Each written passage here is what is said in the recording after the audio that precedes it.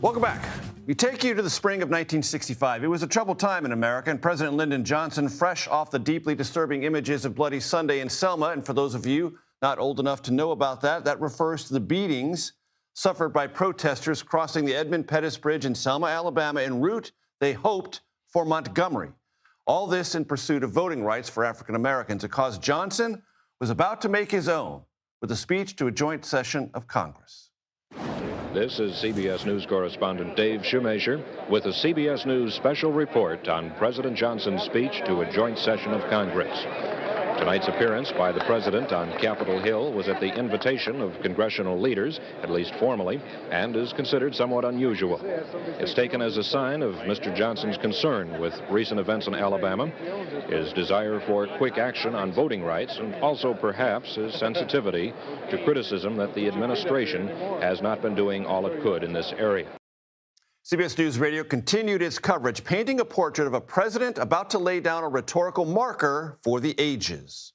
You have just heard House storekeeper Fishbake Miller announce the President of the United States. The President comes down the aisle, nodding to familiar faces, men that he's known most of his adult life here on Capitol Hill. He now mounts the podium, shakes hands with those standing just to the side, reaches up to shake hands with the Vice President and House Speaker McCormick. CBS News Radio then carried the remarks, which echo today as the nation assesses anew what voting rights mean. I speak tonight for the dignity of man and the destiny of democracy. I urge every member of both parties, Americans of all religions, and of all colors, from every section of this country, to join me in that cause.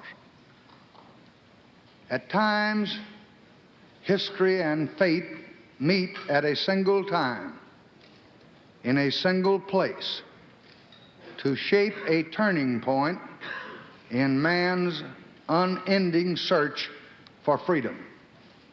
So it was at Lexington and Concord. So it was a century ago at Appomattox. So it was last week in Selma, Alabama. There, long-suffering men and women peacefully protested the denial of their rights as Americans. Many were brutally assaulted. One good man, a man of God, was killed. There is no cause for pride in what has happened in Selma. There is no cause for self-satisfaction in the long denial of equal rights of millions of Americans.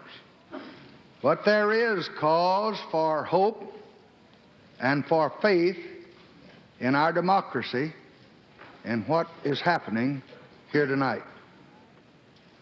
For the cries of pain and the hymns and protests of oppressed people have summoned into convocation all the majesty of this great government,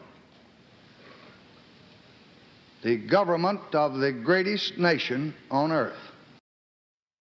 Johnson went on, as presidents do on rare occasions, to lift our sights above the day-to-day to something higher, something deeper. But rarely in any time does an issue lay bare the secret heart of America itself.